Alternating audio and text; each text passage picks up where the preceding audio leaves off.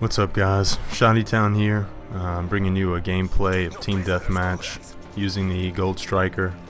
I'm running Extreme Conditioning Pro, Assassin Pro, and Steady Aim Pro.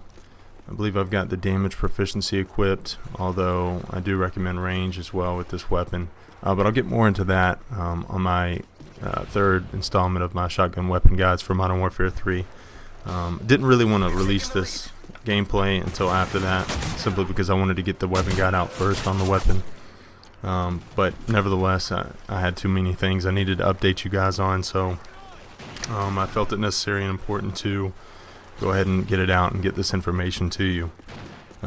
My channel is going to strive to be the leader in shotgun information on Modern Warfare 3, and because of that, there's a lot of things that I need to go ahead and cover, one of which is that I test all the shotguns extensively, and when I say that, I mean literally hundreds and hundreds of tests, trying to figure out what the best loadout for each one is, the best perks, the best attachments, the best proficiencies, so that I can relay that information to you guys, and it'll help you get better at Modern Warfare 3.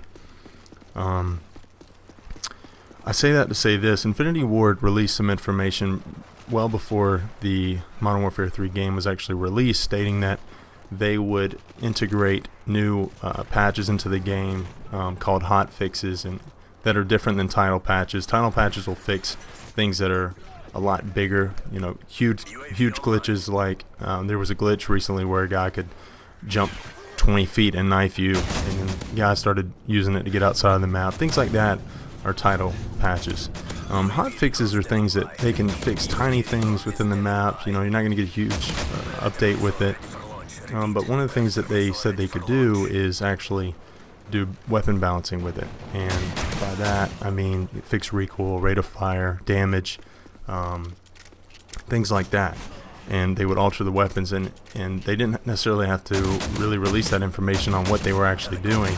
And as most of you know, if you've been keeping up with it, for the patches that they have released already, they really haven't been forthcoming in letting us know, the Call of Duty community, what's going on and what they've actually changed. So essentially, because of that, I'm going to be doing a lot of extensive testing every single time an update is released. I've received a lot of comments, a lot of questions about the damage proficiency. For example, many of you know, if you played Modern Warfare 2, there used to be a perk called Stopping Power that would give you a multiplier of 1.4, or essentially 40% damage increase to your weapon. And that is what damage proficiency is supposed to be in Modern Warfare 3 for the shotguns. And in the testing, when I got the game initially, I found that this percentage that it was supposed to be increased by was not the case. I film all my testing in high definition, and I go back and review it and make sure that what I saw is correct, and I just really analyze it closely. And I was seeing that the damage proficiency really wasn't adding very much at all. All it was really doing was, it seemed to be reducing the amount of hit markers you got in a game, which is always good. I mean, that's better than nothing, but it really wasn't increasing that stopping power like we would like to see in a shotgun. So the first two weapon guides that I released had already been, most of the footage had already been captured. All of the testing was already done at that point. And if any of you guys remember, a couple weeks ago, there was a huge rumor about Infinity Ward releasing a patch that kind of beefed up the SPOS 12 a little bit. You were seeing longer range kills with it, more consistent one-hit kills with it, and that really was the case. And looking back in my footage and then doing testing recently, I've seen that it seems that the damage has actually been increased. And Infinity Ward has never confirmed any of these things, and I never am going to rely on Infinity Ward or any other testing to confirm anything that I do. I'm always going to do it for myself, film it, and I have to see it for myself to make sure it works. That way I can accurately relay it to you guys. Some of you may be familiar with the damage chart that was released by the strategy guide company that did it for Modern Warfare 3. That strategy guide, as far as the weapon damage chart, is very accurate on some things and very inaccurate on others, and all you have to do is take a look at it and see for yourself some of the things that it's inaccurate on. But needless to say, it's a good starting point for a lot of the amateur guys on here, but for the hardcore guys that really want to know and play with their weapon, know what to expect from it, they need help and they have to do their own testing and things like that, and that's what I'm here for you guys in terms of the shotguns.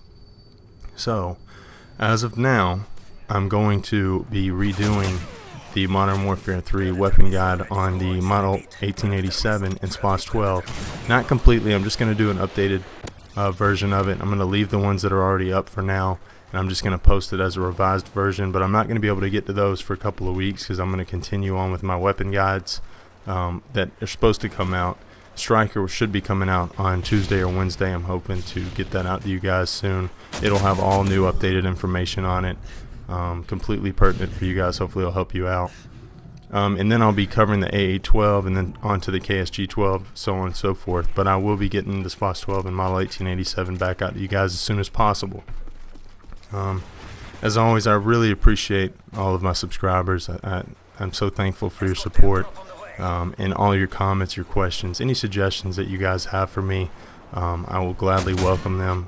I'm never too good or not humble enough to listen to anything you guys have to say. I'll always listen. I'll always try to do my best to answer your questions and get back to you as soon as possible, because I really appreciate you, and this is for your entertainment and helping you guys get better at Call of Duty using shotguns. So once again, I just want to say thanks for all you've done, and if you enjoyed this video and you want to see more, please subscribe, please give me a like.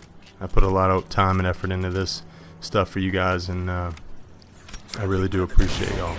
So thanks. The gameplay's almost over. Probably got another minute or two here. I think I said it before. I think the final score ended up going is 38-4. Not an amazing gameplay, but it was okay. It's decent enough to watch, and the competition wasn't amazing, but I do plan on getting more gameplays out to you guys, and some montages as well as soon as I get these weapon guides wrapped up. But anyway, you guys have a great day, and once again, thanks for all you've done. I'm Shottytown, and I'll see you next time.